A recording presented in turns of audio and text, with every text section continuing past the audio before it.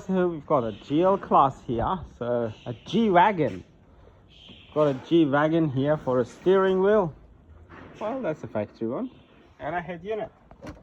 So that's a factory one too.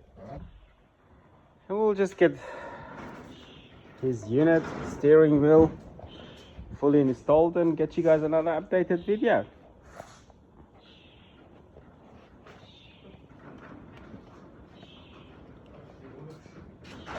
It's a G55, a hell of a beast.